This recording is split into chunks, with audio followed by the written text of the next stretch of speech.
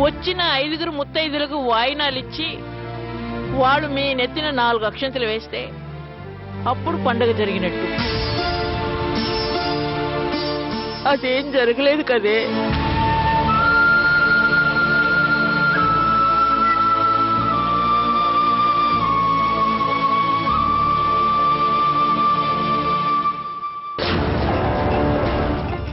నేనేం చేయలేదండి. రోజులానే వంట చేశాను. ఇంటికి 4 వస్తే కాఫీ టిఫిన్లు పెట్టానంతే. అవన్నీ రోజూ చేస్తున్నావు, కానీ ఇవాళ వాళ్ళ 16 రోజుల పండక్కి నువ్వు సహాయం చేశావు. కొత్త చీర కట్టుకున్నావు, కొత్తగా ముస్తాబయ్యావు, వాళ్ళకు అన్నీ అమర్చావు. మీ నాన్నగారిని చూసావు కదా ఎంత సీరియస్ అయ్యారో. నువ్వు చేసిన పని ఆయనకు తెలిసుంటే మనల్ని పాటికి గెంటేసేవాడు. ఇద్దరం కలిసి అడుక్కు తినేవాళ్ళం. ఆయన పంపించేస్తే మనం బయటికెళ్ళి బ్రతుకుదామండి. అంటే నేను నీకోసం కష్టపడి పనిచేస్తుంటే నువ్వు పొద్దున్నే పూజలు, మధ్యాహ్నం టీవీ, సాయంత్రం భోజనం చేసి సంతోషంగా గడిపేస్తావా? ఏయ్, ఇంకొకసారి వాళ్ళతో మాట్లాడితే నాలుక కోస్తా. ఇంకెవరితో మాట్లాడలేవు. చచ్చా, మంచి అవకాశం పోయింది. నాన్నగారు రావడం కొంచెం ఆలస్యం ఉంటే వాళ్ళ బండారం బయటపడి ఉండేది. అంత పాడు చేశారు. పోతే పోయింది లేవే. వాళ్ళు భార్యాభర్తలు అయితే ఏంటి, కాకపోతే ఏంటి? ఇన్నాళ్ళు అభిరామ్ విషయంలో మావయ్య గారు మెత్తబడతారేమోనని భయంగా ఉండేది. ఆ అభిప్రాయం తప్పని ఆయన కోపం చూస్తేనే అర్థమైంది. ఇప్పుడు ఆయన చాలా కోపంగా ఉన్నారు.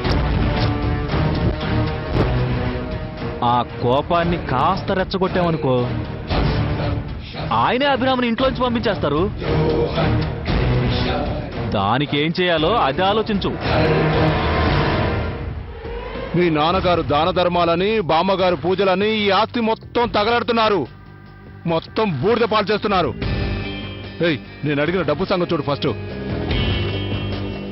నేను ఎన్ని అబద్ధాలు చెప్పినా వాళ్ళు వినడం లేదండి. నేను ఇంకోసారి అడగలేను. సరే, నా భార్యకు పిల్లలు పుట్టట్లేదు, నేను ఇంకో పెళ్లి చేసుకుంటానని ఇంట్లో అందరి ముందు నుంచొని అడిగితే అప్పుడు ఇస్తారు ఆదరపు కట్నం? అనడమే కాదు, పెళ్లి చేసుకొని వస్తాను. అప్పుడు ఆ అమ్మాయి తెస్తుంది అదనపు కట్నం. అబ్బా, హే, నాకు కావలసింది కన్నీరు కాదే, కాసులు.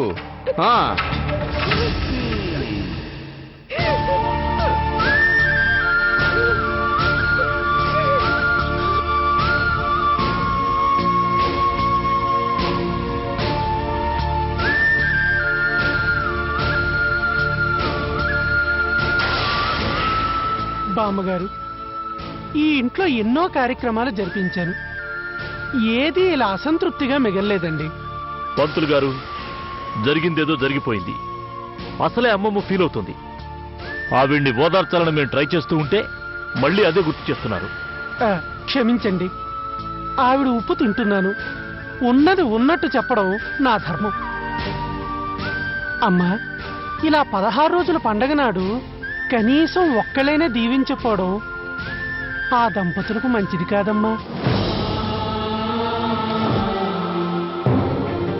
నానమ్మ మమ్మల్ని దీవిస్తుంది కదా. నేనెలా దీవిస్తానే? నేను ముత్తైదుని కాదు కదా. దీవించే అర్హత నాకు లేదు. దీవించడానికి అర్హత మంచి మనసే, నుదుటి మీద బొట్టు కాదు. నా మీద అభిమానంతో ఇలా అంటున్నావు నాన్న? నీ మీద కాదమ్మమ్మా, ఆడవాళ్ల మీద గౌరవంతో చెప్తున్నాను. కట్టుకున్న భర్త పోతే ఆవిడ్ని ఓదార్చి ధైర్యం చెప్పాలి కాని పుట్టుకతో వచ్చిన పసుపు కుంకాన్ని తీసేసే ఆచారం ఇంకా ఉండటం మన దురదృష్టం. ఒరే నాన్న, నువ్వెన్ని చెప్తున్నా మిమ్మల్ని ఎవరో ఒకరు దీవించే వరకు నాకు నిద్ర పట్టదురా. మన ఇంట్లోనే ముత్తైదులున్నారు కదా. అవును కదా, భలే గుర్తు చేసేవే కుందేలు పిల్ల. అయినా వాళ్ళనేం ఆస్తులు అడగట్లేదు కదా, అక్షంతలు వేయమంటున్నావు. వద్దులే నానమ్మ, ఇంకోసారి నువ్వు నిరాశపడ్డా నేను చూడలేను. ఆహా, ఏం కాదులేవే. మీ ఇద్దరు నాతో రండి చెప్తాను. రండి, నువ్వేం మాట్లాడుకో, పదా.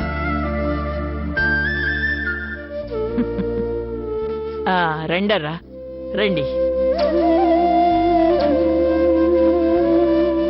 ఏరి వీళ్ళంతా ఎక్కడ చచ్చారు? జయంతి, కావేరి,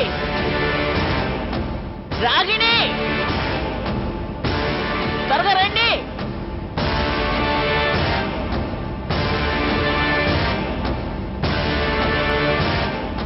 ఏంటి నానమ్మా? పిల్లలొచ్చారు. తల్లిగారికి ఏమైందో? అన్నీ తెలిసి అలా అడుగుతావేంటి నానమ్మా? నాన్నగారు ఏమన్నారో వినలేదా? వినిపించిందే, నాకింకా చెవుడు రాలేదు. మీ ఇద్దరు అక్కలే కదా, మీ ఇద్దరు కలిసి దాన్ని దీవించండి.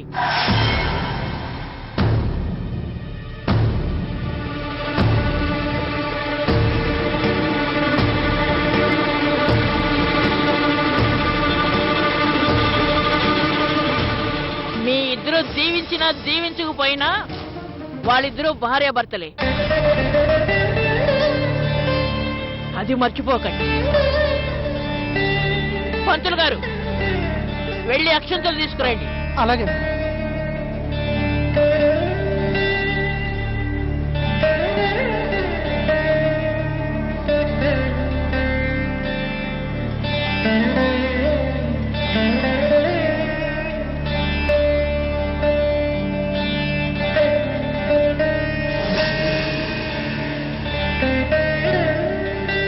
నానమ్మా, నేను నాన్నగారికి ఇష్టం లేని పని ఏదీ చేయను.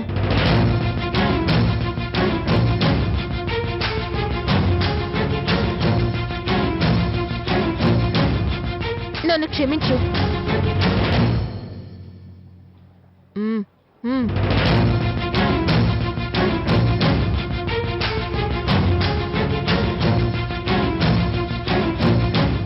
ఏం జన్మే నీది. కావేరి, నువ్వైనా దీవించు.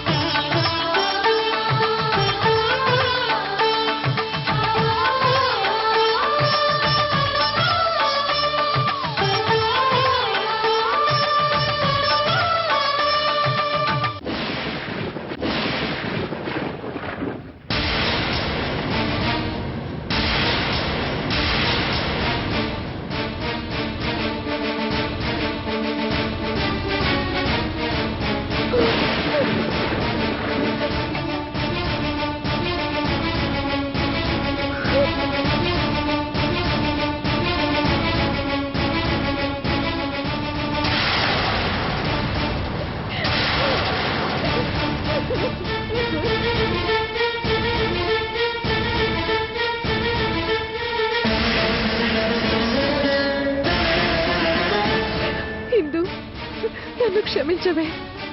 నాకు నిన్ను దీవించాలనే ఉంది, నీ మీద అక్షంతలు వెయ్యాలని ఉంది. నువ్వు నీ భర్తతో కలిసి నిండు 100 ఏళ్ళు సంతోషంగా ఉండాలని ఉంది. నేను ఇలా వచ్చేసినందుకు నువ్వెంత బాధపడుంటావో నాకు తెలుసు. కానీ నేను నిన్ను దీవించలేనే. నేనొక గొడ్రాలిని.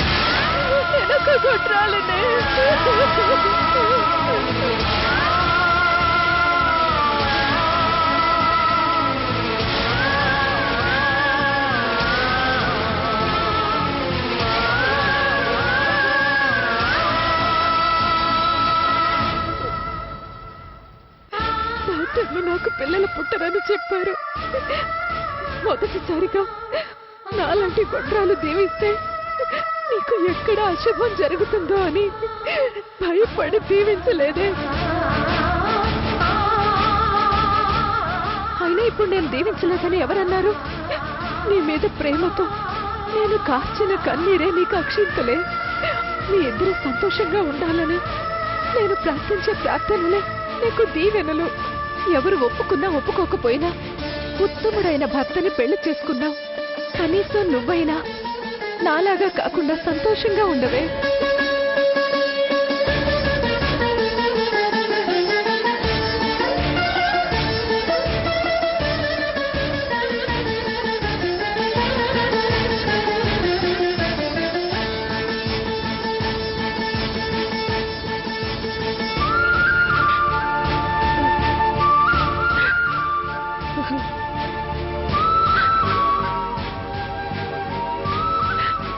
అమ్మమ్మ, మన కంట్లో నీళ్లొస్తే అది బాధ,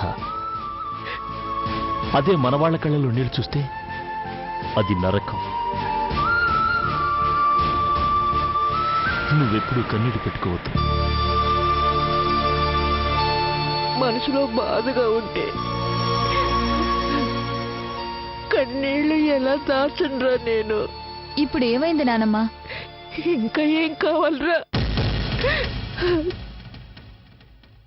కనీసం తోడబుట్టిన వాళ్ళు కూడా మిమ్మల్ని దీవించదని తెగేసి చెప్పేశారు.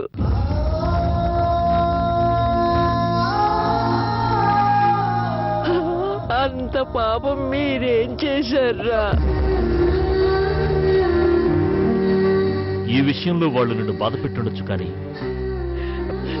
ఇన్నేళ్లొచ్చినా తండ్రి మాటకి ఇంకా విలువిస్తున్నారు అంటే అది గొప్ప విషయమే కదమ్మా.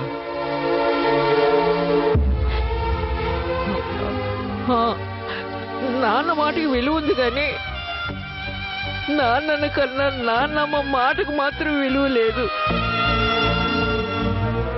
రాగిడి మనస్తత్వం నాకు చిన్నప్పటి నుంచి తెలుసు. అది దీవించకపోయినా కనీసం కావేరైన 4 అక్షంతలు వేస్తుందనుకున్నాను నాన్న.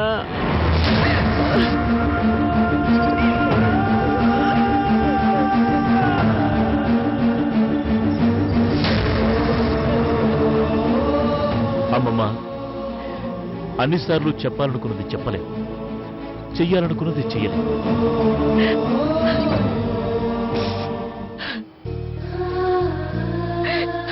పంతులు గారు,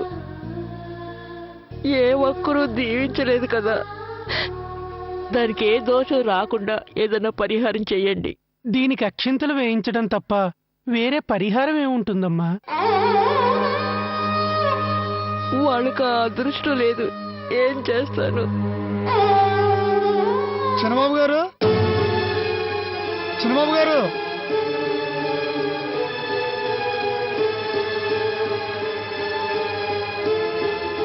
నమస్కారం అయ్యా. నమస్కారం బాబు.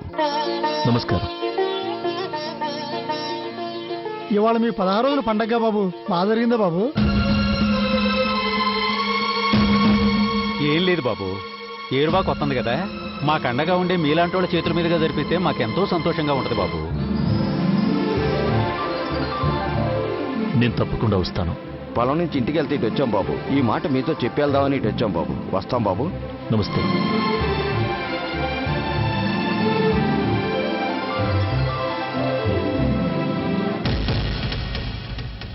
ఒక్క నిమిషం ఆగండి.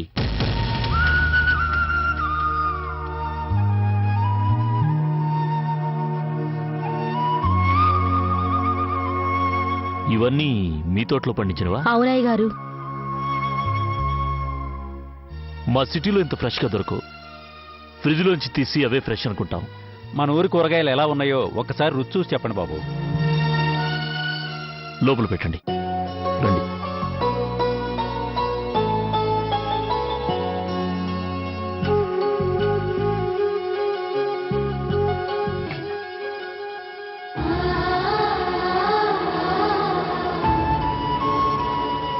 అమ్మగారు, మా తోటలో కూరగాయలమ్మా. అమ్మమ్మ, ముత్తైదువులెవరూ లేరన్నావు కదా, అవునా?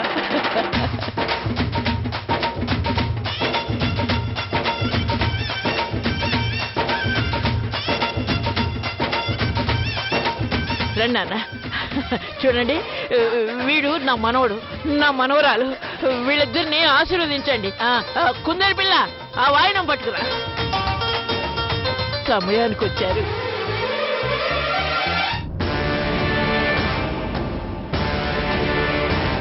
ఇంట్లో వాళ్ళు ఆశీర్వదించకపోతే పండగ ఏమన్నా ఆగిపోతుందా? తొందరగా తీసుకురావే. వస్తున్నా. వీళ్ళకి మాకెందుకమ్మా? పట్టు చీర కట్టినా పాత చీర కట్టినా ముత్తైదు ఇందు బొట్టు పెట్టి తాంబూలం ఇవ్వు.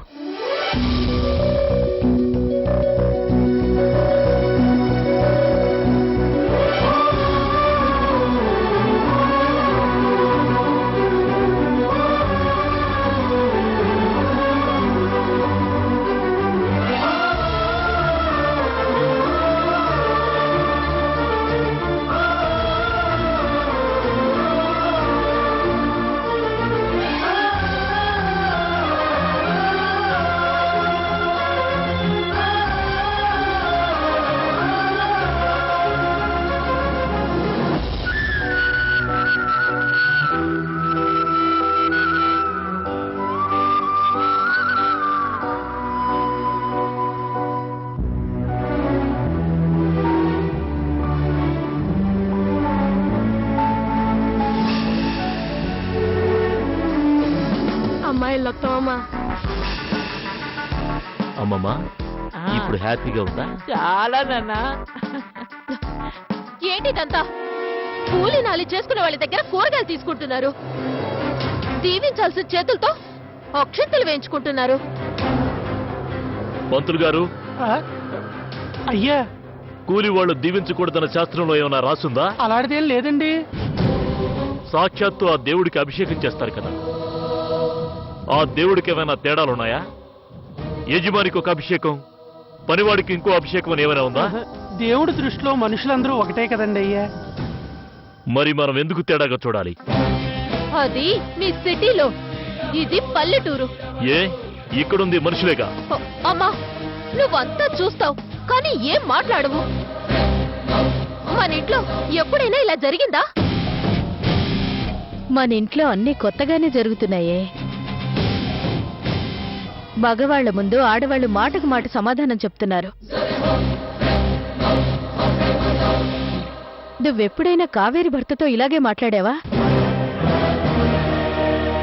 మరిప్పుడు ఇందు భర్తతో ఎలా మాట్లాడుతున్నావు? వాళ్ళు చేసింది తప్పు. నువ్వు నోరుమయ్యే ముళ్ళ కప్ప. తోడబుట్టిన దాన్ని దీవించడం తెలియదు గాని ఎవరో దీవిస్తే కళ్ళల్లో నిప్పులు పోసుకుంటున్నావు. నేనేం చేశానని నా మీద విరుచుకుపడుతున్నారు? అక్క, మనం దీవించలేదు, కనీసం ఎవరో ఒకరు దీవించారు కదా, దానికెందుకు ఎంత బాధ? ఆహాహా, అక్షంతలు చేతిలో పెట్టి దీవించమన్నప్పుడు ఏమైనాయో ఈ తెలివితేటలు. రాగిణి, కూరగాయలు లోపల పెట్టు. చిచి, వాళ్ళు దానంగా ఇచ్చినవి ఇప్పుడు వండుతావా? అదేంటి, నీకు జున్నుపాలంటే బాగా ఇష్టం కదా, తెప్పించుకుని మరీ తింటావు కదా. దానికి దీనికి సంబంధం ఏంటి? అవి వాళ్ళిచ్చినవే. రాజీ, ఛీ!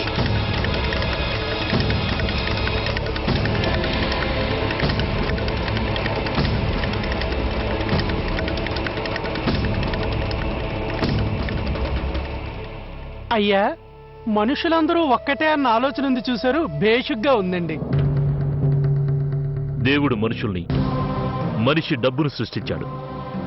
ఆ డబ్బుని ఎదుటి వాళ్ళ అవసరాలకు వాడాల్సింది పోయి మనిషిని వాడుకొని డబ్బును దాచుకుంటున్నాడు. అదే సమస్య. బావా, నువ్వు ఒక విషయం గమనించావా? మా అమ్మ నిన్ను ఇందు భర్త అంది. అల్లుడు అనలేదంటావు అంతేగా? అంటుందిలేవే, ఆ టైం కూడా దగ్గరలోనే ఉంది. అవును బావా, నువ్వు అనుకుంటే అది కూడా అయిపోతుంది.